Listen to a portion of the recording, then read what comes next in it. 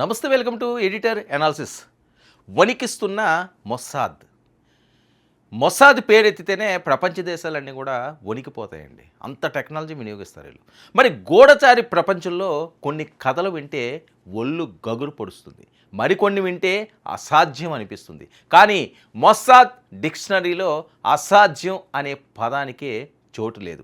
Iran అణుకోటను బద్దలు కొట్టడం నుంచి ప్రపంచం మరిచిపోయిన నేరస్తులను పట్టుకోవడం వరకు వీరు వేసే ప్రతి అడుగు ఒక వ్యూహం, చేసే ప్రతి దాడి ఒక సంచలనం. మరి టెహ్రాన్ వీధుల్లో అర్ధరాత్రి జరిగిన ఓ హైటెక్ చోరీ ఏంటి? ఒక యుద్ధ విమానాన్ని గాల్లోనే అపహరించిన ఆశ్చర్యకరమైన ఆపరేషన్ వెనుక ఉన్న అసలు రహస్యాలేంటో ఓసారి చూద్దాం.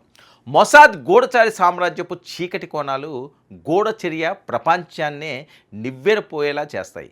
ఒక చిన్న ఉదాహరణ, అది 2018 సంవత్సరం. టెహ్రాన్ నగరం నిద్రపోతుంది, కానీ ఒక పాడుపడ్డ గొడవ దగ్గర మాత్రం నిశ్శబ్దంగా ఒక సంచలనం. 2 డజన్ల మంది మొసాద్ ఏజెంట్లు అత్యంత శక్తివంతమైన బ్లో టార్చర్లతో ఇరాన్ అణు రహస్యాలున్న భారీ సేఫ్లను కట్ చేస్తున్నారు. మరి సరిగ్గా 6:29 ఇరాన్ భద్రతా దళాలకు ఉప్పందే లోపే అరటన్ను బరువున్న 1,00,000కు పైగా రహస్య పత్రాలను, సీడీలను ట్రక్కుల్లో ఎక్కించుకుని మాయం. మరి మరుసటి రోజు ఉదయం ఇరాన్ మేల్కొనేసరికి వారి అణు సామ్రాజ్యపు కిరీటం మొస్సాద్ చేతిలో ఉంది. మరి ఇది సినిమా సీన్ కాదు, చరిత్రలో నిలిచిపోయే టెహ్రాన్ హైట్స్.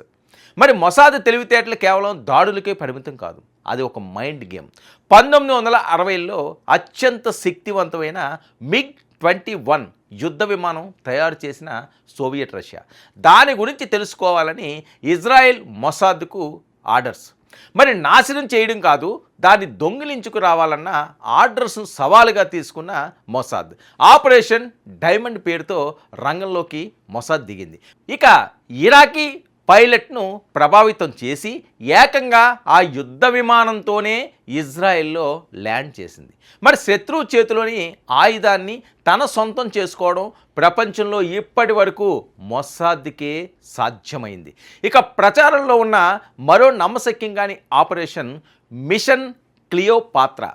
శత్రువుని హతమార్చడానికి క్షిపణులు అక్కర్లేదు, ఒక చిన్న చాక్లెట్ లేదా సిగరెట్ చాలు. ఒక అణుశాస్త్రవేత్త అలవాట్లను సంవత్సరాల పాటు గమనించి అతను వాడే వస్తువులనే మృత్యుపాశాలుగా మార్చడం మొసాద్ శైలి. 2026 నాటి ఆధునిక కాలంలో వీరు ప్రయోగిస్తున్న రిఫ్లెక్టర్ సైబర్ దాడులు ఇరాన్ రాడార్ల కళ్ళు కప్పుతున్నాయి. మరి ఆకాశంలో ఎదుగుతున్న డ్రోన్లు ఉన్నట్టుండి కిందకు పడిపోతున్నాయంటే అది మొసాద్ GPS హైజాకింగ్ మహిమేనని ఇంటెలిజెన్స్ వర్గాల అంచనా. కేవలం టెక్నాలజీ మాత్రమే కాదు, మనుషుల బలహీనతలే మొసాద్కు బలం. టెహ్రాన్ నడిబొడ్డున ఉన్న కీలక సైనిక స్థావరాల దగ్గర చిన్న చిన్న పేలులు జరుగుతున్నాయి. ఇవి బయట నుంచి వచ్చిన మిసైల్ వల్ల కాదు, లోపల ఉన్న స్లీపర్ సెల్స్ ద్వారానే. మరి అగ్రరాజ్యం అమెరికా సైతం వెనిజులా లాంటి దేశాల్లో వాడిన మైక్రోవేవ్ వెపన్ టెక్నాలజీని ఇప్పుడు మొసాద్ అడాప్ట్ చేసుకున్నట్లు గూఢచారి వర్గాల్లో టాక్. మరి ఈ ఆయుధం వల్ల శత్రువుకి ఎటువంటి గాయం కాదు, కానీ మెదడు మొద్దుబారిపోయి ఏమీ చేయలేని స్థితిలోకి వెళ్తాడు. మొసాద్ తన ఆపరేషన్లను ఎంత రహస్యంగా ఉంచుతుందో అంతకంటే భయంకరమైన సందేశాలను శత్రువుకు పంపిస్తుంది.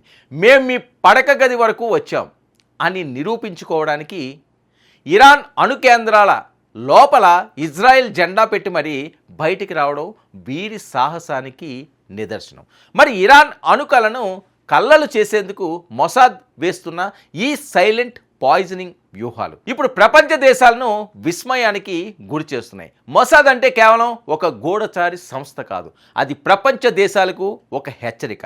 టెక్నాలజీని, హ్యూమన్ ఇంటెలిజెన్స్ని జోడిస్తూ వారు నెరిపే ఈ షాడో వార్ భవిష్యత్తులో ఇంకెన్ని మలుపులు తిరుగుతుందో, ఇరాన్ అణుకోటలు ఇంకా ఎన్నిసార్లు బద్దలవుతాయి అన్నది ప్రపంచం అంతా కూడా ఆసక్తిగా గమనిస్తున్న అంశాలు. మొసాద్ అడుగు పెడితే ఎవరికైనా సరే పిడుగుపడ్డట్లే. మరి మొసాద్ ఇరాన్ని వణికిస్తుంది. ఇరాన్లో ఏవైతే వాళ్ళు డ్రోన్ల అంశం అనివ్వండి, వాళ్ళు యుద్ధ పరికరాలు ఎలా వాడతారు ఏంటన్నది మినిట్ టు మినిట్ అప్డేట్ ఇస్తున్నది. సో మొసాదే ఇప్పుడు ఇజ్రాయెల్కి రక్షకుడుగా పనిచేస్తున్న పరిస్థితి. మరి దీని నుంచి ఇరాన్ తప్పించుకుంటుందా? మరి ఎంతకాలం ఈ యుద్ధం సాగుతుంది? దీనికి ఫుల్ స్టాప్ పడే రోజు ఎప్పుడు చూడాలి.